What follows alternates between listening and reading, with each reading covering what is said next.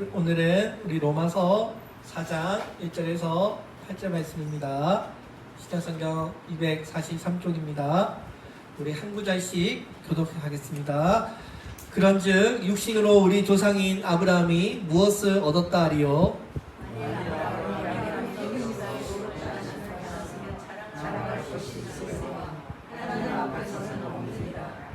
성경이 무엇을 말하느냐? 아브라함이 하나님을 믿음에 그것이 그에게 의로 여겨진 바 되었느니라.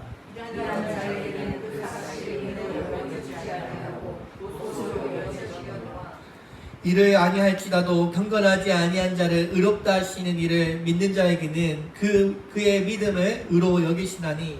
이라는 것이 없이 하나님께 의로 여기심을 받는 사람에게 대하여 받으신 바라. 불법이 사함을 받고 죄가 가리어짐을 받는 사람들은 복이 있고 주께서 그 죄를 인정하지 아니하실 사람 복이 있도다. 아멘. 오늘 이 시간 영원히 전달된 믿음이라는 제목으로 하나님 말씀 나누도록 하겠습니다. 오늘 우리가 이 로마서 말씀을 통해서 우리를 의롭다 하시는 하나님을 찬양하기를 소망합니다. 사도 바울이 이 로마서를 쓸 당시에 이 구원에 관한 이야기다 보니까 굉장히 내용이 조금 교과서적이고 좀 딱딱할 수 있습니다.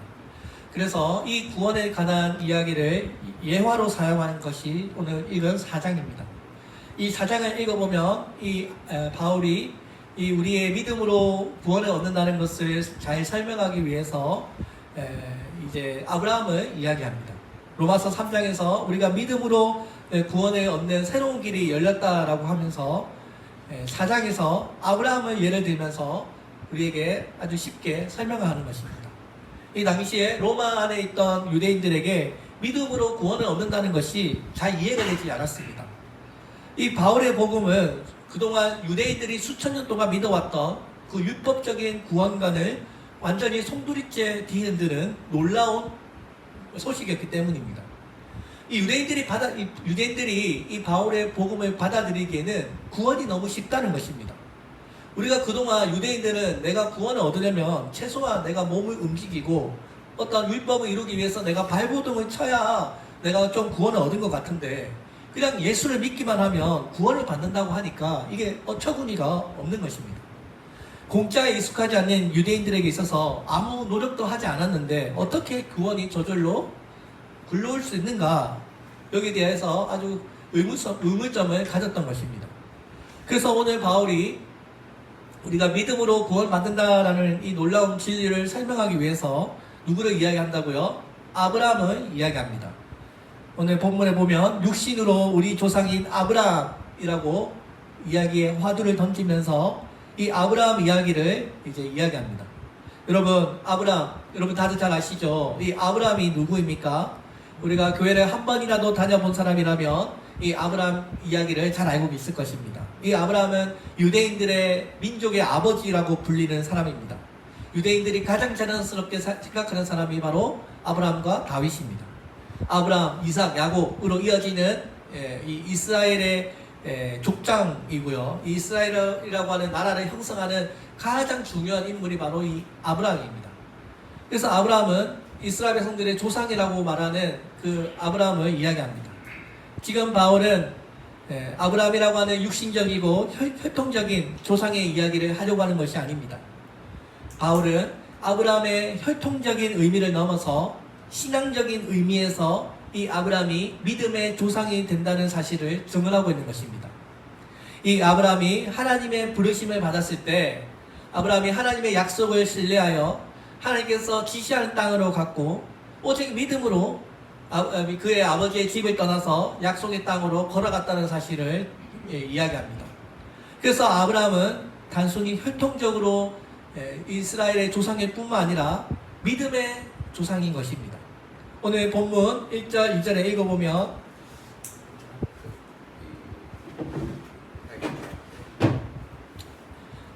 오늘 본문 우리 1절, 2절에 읽어보면 이렇게 말씀합니다. 그런즉 육신으로 우리 조상인 아브라함이 무엇을 얻었다 하리요?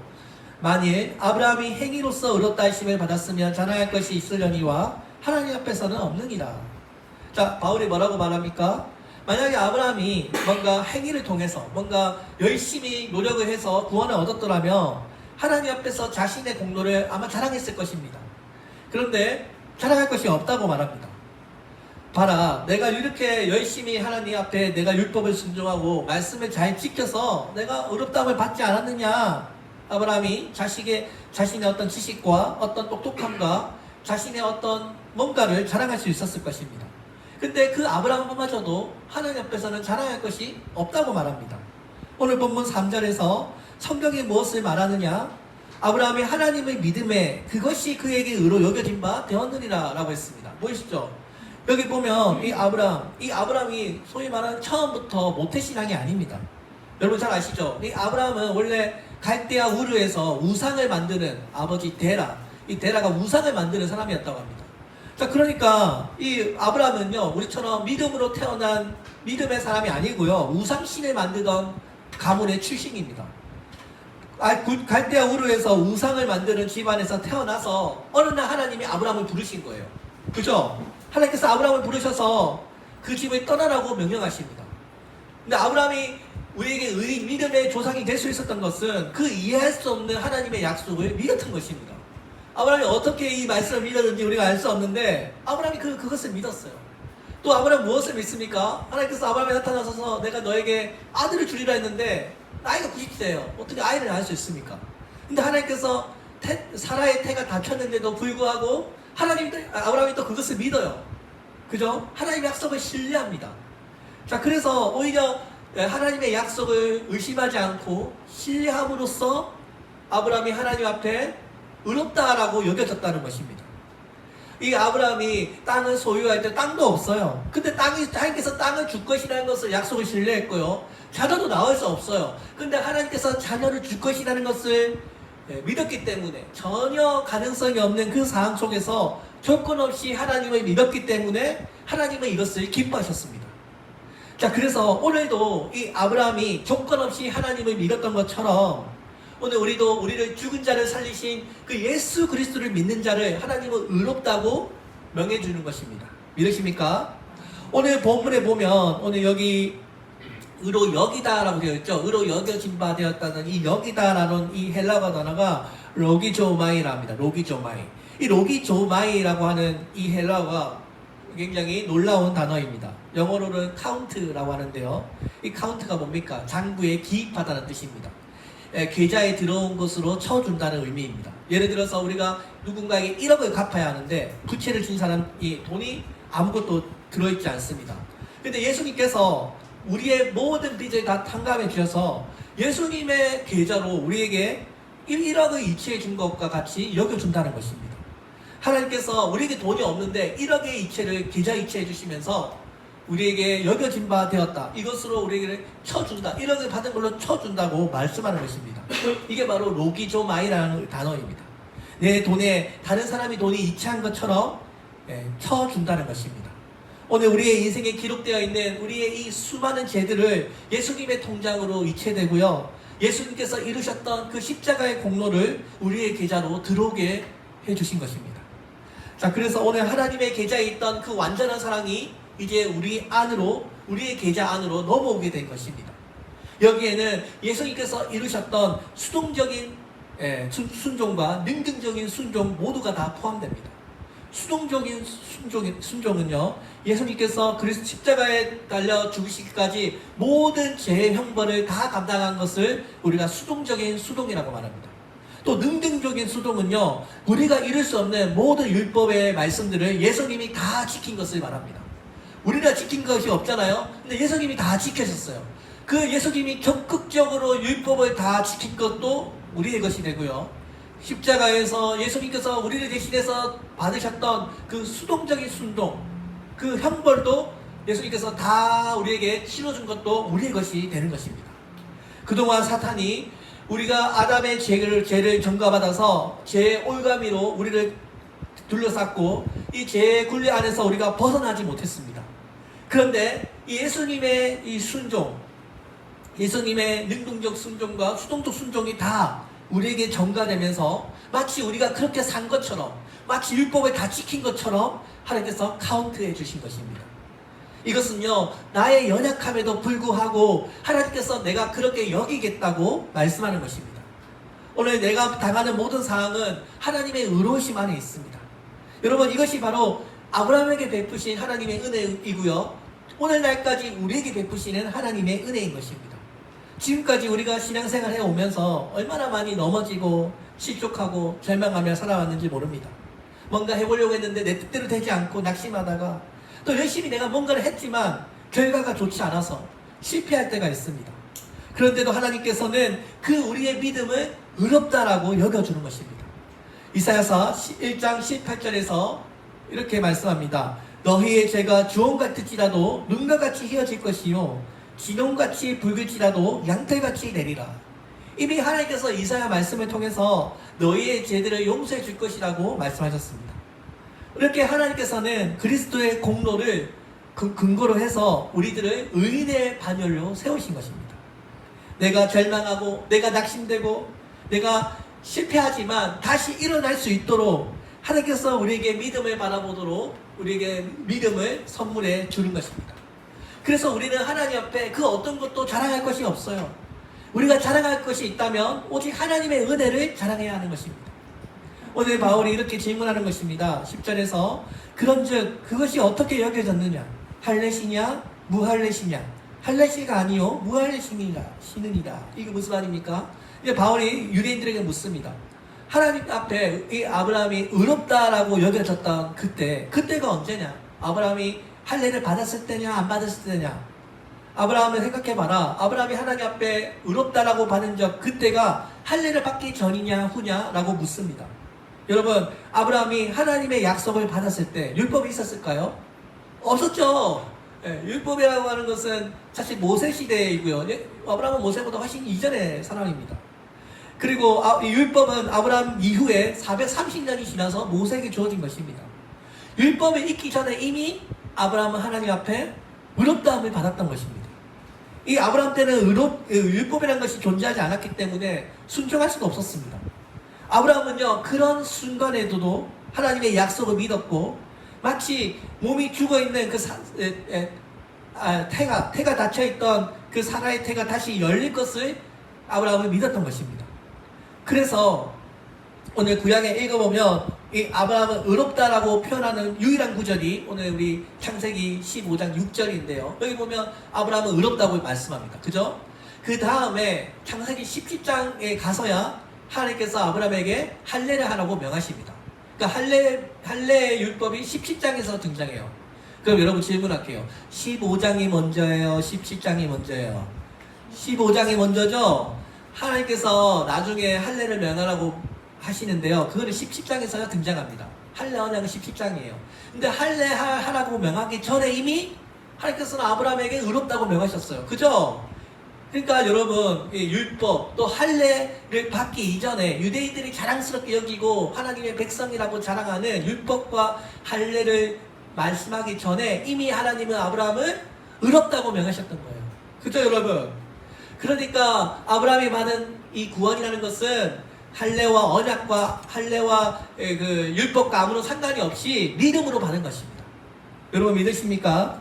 오늘 마찬가지로 오늘 우리도 마찬가지지 않습니까? 오늘 우리도 율법과 할례가 아니라 믿음으로 하나님의 자녀가 되는 것입니다. 이 아브라함은 앞으로 예수님이 오실 것을 믿었습니다. 요한복음 8장 56절에 보면 너희 조상 아브라함은 나의 볼 때를 볼 것을 즐거워하다가 보고 기뻐하였느니라 했습니다. 이 아브라함은 이미 앞으로 메시아가 올 것을 바라보았던 것입니다. 이 아브라함은 전혀 불가능한 상황에서도 하나님이 오실 것을 바라보았기 때문에 그것을 의롭다고 여긴 것입니다. 자, 그렇다면 오늘 신약시대 사람들은요, 이미 십자가에 돌아가신 과거에 아브라함은 미래를 바라본 거고요. 오늘 신약을 살아가는 사람들은 뭐예요? 과거를 바라봅니다. 과거의 무슨 사건? 십자가 사건을 바라보는 것입니다. 구약의 성도들은 앞으로 일어날 미래에 있을 십자가 사건을 바라본 것이고요. 우리 오늘 교회의 성도들은 과거에 있었던 2000년 전에 있었던 그 십자가 사건을 바라보고 있는 것입니다. 구약이나 신약이나 다 뭐예요? 믿음으로 구원받는 것입니다. 동의하십니까? 구약에서는 믿음으로 예수님께서 이루실 것을 바라본 거고요. 신약에서는 이루신 예수님, 십자가의 사건을 이루신 그 예수님을 바라보면서 구원을 받은 것입니다. 구약이나 신약이나 다 뭐예요? 믿음으로 우리가 구원을 받고요. 이 믿음이 기독교의 모태가 된 것입니다. 자, 그래서 바울이 이 놀라운 사실을 설명하기 위해서 5절 4절을 또 이야기합니다. 우리 5절 4절 5절을 보면 일하는 자에게는 그 삭시 은혜로 여겨진 바 하지 되지 아니하고 보수로 여겨지거니와 이를 아니할지라도 경건하지 아니한 자를 의롭다 하시는 이를 믿는 자에게는 그의 믿음을 의로 여기시나니. 여러분, 이게 무슨 말이에요? 우리가 열심히 일해서 돈을 받습니다. 그건 당연한 거예요. 그죠? 열심히 일했으니까 수고비를 받아야죠. 자, 그런데 하나님 뭐예요? 일을 하지도 않았는데 하나님께서는 봉급을 주시는 거예요. 열심히 일하지 않았는데, 내가 경건하지 않은데도 의롭다라고 하시는 거예요. 여기에서는 우리의 뭔가를 자랑할 것이 없어요. 그죠? 자, 그래서 내가 일하지 않았는데, 다시 말해서 내가 어떤 율법을 지키지 않았는데, 나의 어떤 행위가 들어가지 않았는데도 불구하고 그것과 무관하게 우리가 품삯을 받았습니다. 이게 바로 하나님의 은혜인 것입니다. 이 하나님께 받는 이 구원은요, 나의 어떤 행위와 나의 어떤 품삯과 관련이 없는 것입니다. 아브라함이 믿음으로 의롭다 함을 받았을 때 열심히 일해서 열심히 율법을 지켜서 받은 보상이 아니라 일한 것이 전혀 없지만 그것을 하나님을 믿는 믿음으로 은혜로 받은 것이라는 것입니다. 그죠? 자, 마찬가지로 오늘 우리도 열심히 지켜서 열심히 우리가 공로를 해서 일해서 구원을 받은 상속자가 될 수 없습니다. 이것은 하나님께서 주시는 은총이기 때문에, 값없이 주시는 하나님의 노력이기 때문에 우리의 공로나 어떤 노력으로 시작되는 것이 아니라 하나님으로부터 시작된다는 것을 보여주는 것입니다. 아브라함이 하나님을 믿음으로, 예수님을 믿음으로 의롭다함을 받은 것처럼 오늘 우리도요, 예수님을 믿음으로 의롭게 되는 것입니다. 아브라함이 죽은 자를 살리시니까 하나님의 믿음을 믿었던 것처럼 오늘도 우리가 예수님께서 죽으시고 부활하신 것을 믿기 때문에 하나님께서 우리를 의롭다 하시고요, 이 믿음이라는 것은 하나님께서 주시는 선물인 것입니다. 이 당시에 유대인들을 주장합니다. 이 당시에 유대교로 개종하려고 하는 이방인들에게는 반드시 뭐예요? 할례를 받아야 한다고 생각했습니다. 이방인이 어디 감히 하나님의 백성이 될 수 있느냐? 너희들이 우리 유대교 안에 들어오고 싶으면, 아브라함의 후손이 되고 싶으면 할례를 받아야 한다고 주장했던 것입니다. 너희들이 구원받고 싶으면 할례를 받으라고 말하는 것입니다. 오늘 바울은요, 할례를 행한 목적을 설명합니다. 이 할례는 우리가 의롭다함을 받기 위해서, 우리가 구원을 얻기 위해서 할례를 받은 것이 아니라 우리가 받은 믿음의 표현인 것이 바로 할례였다는 것입니다. 이 아브라함이 이 할례 언약 등장하기 전에 이미 하나님 앞에 의롭다함을 받은 것처럼, 믿음에서 난 것인 것처럼 마찬가지로 우리도 할례와 무관하게 우리가 믿음으로 아브라함의 후손이 될 수 있다는 것입니다. 자, 이것은요, 그동안 아주 편협적이고 율법적인 구원관을 가졌던 그 유대인들에게 이제 할례를 받지 않는 이방인들, 우리와 같은 이 이방인들도 아브라함의 후손이 될 수 있다는 것을 말하는 것입니다. 오늘 11절에서 그가 할례표를 받은 것은 무할례 시에 믿음으로 된 의를 인친 것이니 이는 무할례자로서 모든 믿는 자의 조상이 되어 그들도 의로 여기심을 얻게 하려 하심이라. 12절에서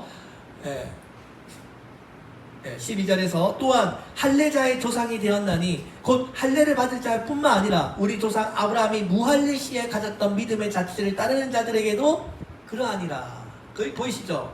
그동안 유대인들은 육신의 아버지, 육신적으로 할례를 행하고 율법을 지켜서 아브라함의 후손이 될 수 있다고 생각했습니다. 근데 바울은 그 구원관을 완전히 새롭게 해석합니다. 뭐라고요? 믿음으로, 아브라함도 믿음으로 구원을 받았기 때문에 그를 믿는 우리와 같은 이방인들도 믿음으로 아브라함의 후손이 될 수 있다라고 하는 새로운 길을 알려주는 것입니다. 사랑하는 여러분, 오늘 이 구원은요, 하나님의 어떤 조건과 결과가 아닙니다. 오늘 아브라함이 이스라엘 백성들이 자신이 할례를 받았다는 이유만으로 아브라함의 후손이라고 생각했습니다. 그런데요, 오늘 바울은 뭐라고 말합니까?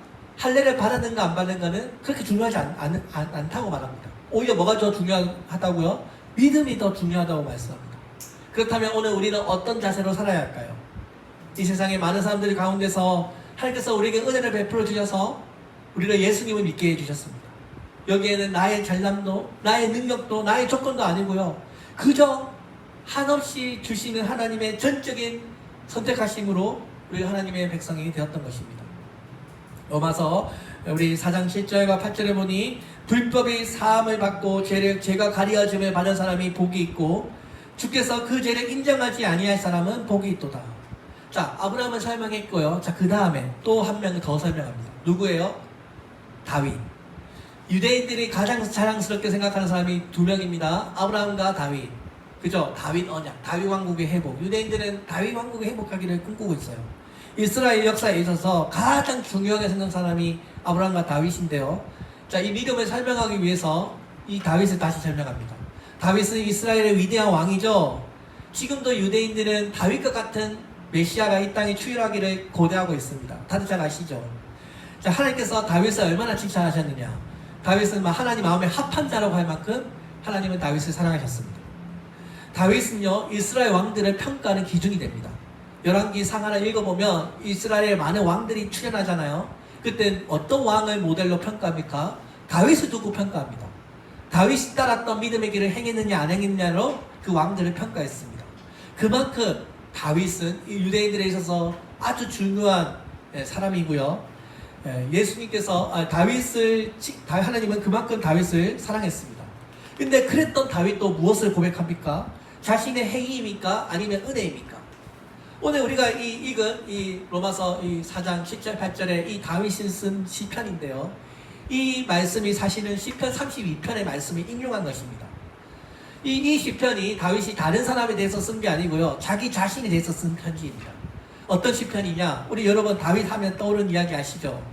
다윗이 실수를 두 가지 합니다. 밧세바를 취하고요. 그리고 그 밧세바의 남편이었던 우리아를 전쟁터에 선봉에 세워서 살인죄에 가담합니다. 그죠? 다윗이 저지른 큰 죄악 두 개가 바로 이 이야기입니다. 다윗이요, 그 추악한 죄악을 짓고 난 다음에 나단 선지자가 다윗을 책망합니다. 그래서 자신의 죄를 회개하면서 쓴 편지가 바로 시편이 바로 이 시편 32편 말씀입니다. 바로 이 구절입니다. 그렇게 하나님께서 사랑했고 칭찬했던 그 다윗마저도 자신이 하나님 앞에 의롭다고 자랑하지 않았습니다. 오히려 뭐예요? 자신이 얼마나 추악한 존재인가를 하나님 앞에 고백했고요. 그 고백을 통해서 죄사함을 받고 기뻐서 쓴 편지가 바로 시편 32편인 것입니다. 다윗마저도, 유대인들이 그렇게 왕처럼 떠받드는 그 다윗마저도 하나님 앞에 의롭다고 자랑한 사람이 아닙니다. 그죠, 여러분? 다윗도 우리와 같은 연약한 인간이었고요. 자신의 추악한 죄를 하나님 앞에 고백했고 하나님의 은혜로 죄사함을 받았던 것입니다. 아브라함이나 다윗이나 다 뭐예요? 하나님의 은혜로 구원을 받은 것입니다. 지금 이제 바울이 이 이야기를 하고 있는 거예요. 아브라함과 똑같은 방식으로 다윗마저도 하나님께서 그의 신실한 믿음을 보시고 그의 죄를 사하여 주셨고 그를 의롭다고 하셨기 때문에 그를 용서해 주신 것입니다. 왜 바울이 이 로마서 4장에서 아브라함과 다윗을 등장하고 있느냐, 이 이야기를 하고 싶어 하기 때문입니다. 아브라함은 모세 이전의 사람이죠. 율법에 적용받기 이전의 사람도 믿음으로 구원받았고, 다윗은 모세 이후의 사람이죠. 율법 시대에 살았던 다윗도 믿음으로 율법을 적용받았던 다윗도 믿음으로 구원을 받았다는 것을 이 두 사람을 통해서 설명하는 것입니다. 율법 이전이나 율법 이후나 둘 다 뭐예요? 하나님 앞에 죄를 고백하고 하나님께 믿음으로 그를 의롭다 한다라고 하는 믿음의 방법으로 구원하셨던 것입니다. 어떤 사람들은 이렇게 이야기해요. 구약시대는 예수님이 등장하지 않았기 때문에 율법을 지켜서 구원을 받고, 신약시대에서는 예수님이 등장했기 때문에 그때서야 믿음으로 구원받는다라고 하는 이중구원론을 이야기하는 사람이 있습니다. 노. 아니에요. 구약시대에서나 신약시대에서나 율법이 등장하기 전이나 이후나 다 뭐예요? 다 믿음으로 구원받는 것입니다. 자, 그래서 오늘 우리가 이 교회의 생명이 바로 이 믿음에 있다고 해도 과언이 아닙니다. 우리가 하박국서를 읽어보면 하박국 선지자가 살고 있었던 그 남유다 시대가 정치적으로나 사회적으로 영적으로 아주 타락하고 절망 가운데 이 하박국 선지자가 살고 있었습니다. 하나님을 섬긴다고 유대인들이 선지자들이 유대인들에게 핍박을 받고 유다의 백성들이 우상 숭배에 앞장서고 있을 때 어딜 봐도 나라의 희망이 보이지 않았습니다. 죄와 불의가 가득했던 그 남유다의 나라의 운명을 바라보면서 하박국 선지자가 하나님 앞에 부르짖어 기도합니다. 하나님이 살아계신다면 이 세상에 하나님의 의로움이 도대체 어디에 있습니까?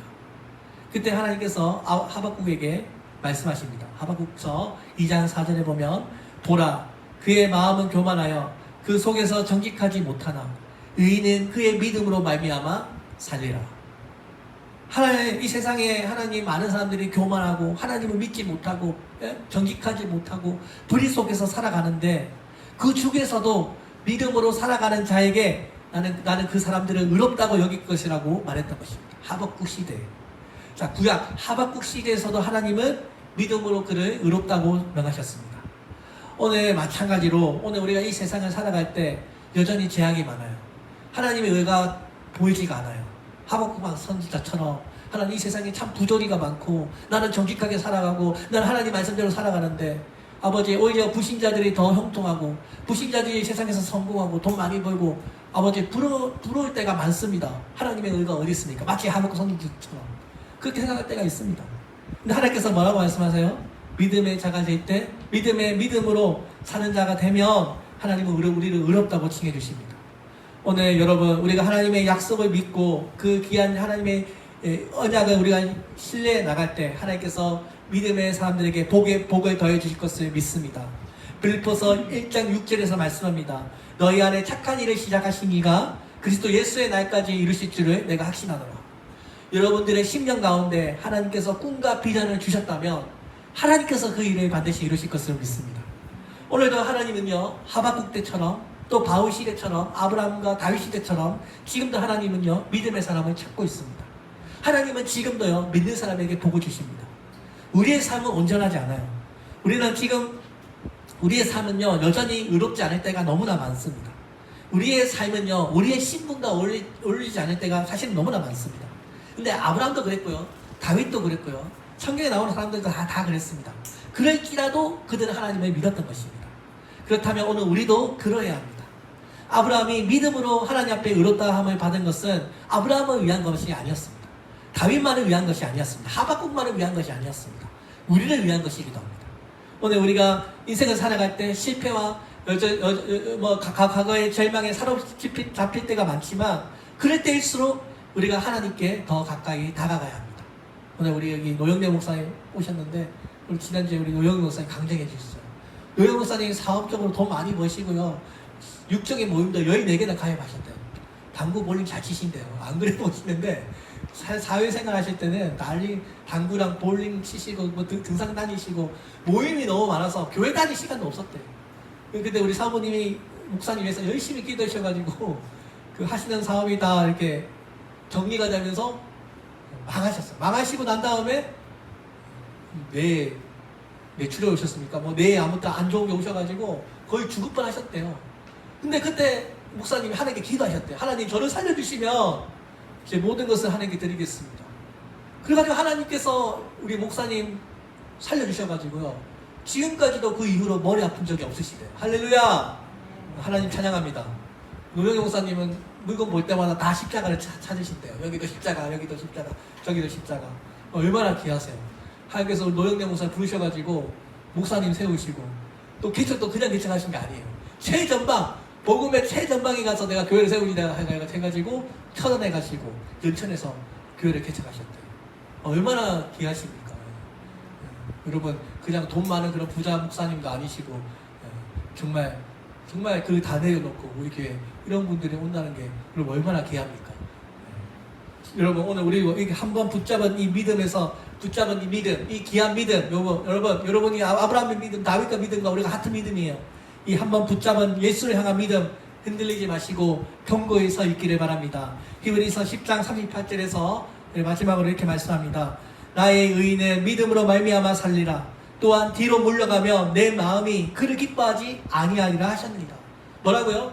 뒤로 후퇴하는 사람을 하나님 기뻐하지 않는다. 과거로 회개하려는 그런 모습으로 살면 안 된다고 하십니다. 우리 교회는 항상 미래의 기장적인 교회가 되기를 원합니다. 날마다 새로운 꿈을 꾸고 날마다 새로워지고 날마다 더 나은 모습으로 주님을 섬기는 교회가 되기를 원합니다. 그러면 하나님이 기뻐하십니다.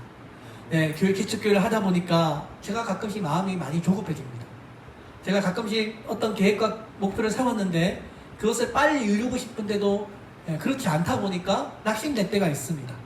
근데 하나님께서는 반드시 하나님의 때가 되면 모든 것이 합력하여 선을 이루신다고 하십니다. 우리의 삶 가운데 하나님께서 주신 큰 은혜와 축복이 우리 가운데 있다고 믿습니다. 오늘 이 놀라운 구원의 복을 받은 우리 교회 성도님들이 하나님께 큰 은혜를 받고 또 우리 주변에 이 복된 소식을 열심히 전하는 우리 교회가 되기를 주의 이름으로 축원드립니다. 아멘. 기도하겠습니다. 살아계신 하나님 감사합니다. 오늘도 귀한 진리의 말씀 나누게 해주시고 아브라함과 또 우리 다윗과 하박국의 말씀을 통해서 구약시대에서나 신약시대에서나 오직 믿음으로 우리가 주님 앞에 하나님의 백성이 된다는 것을 믿습니다.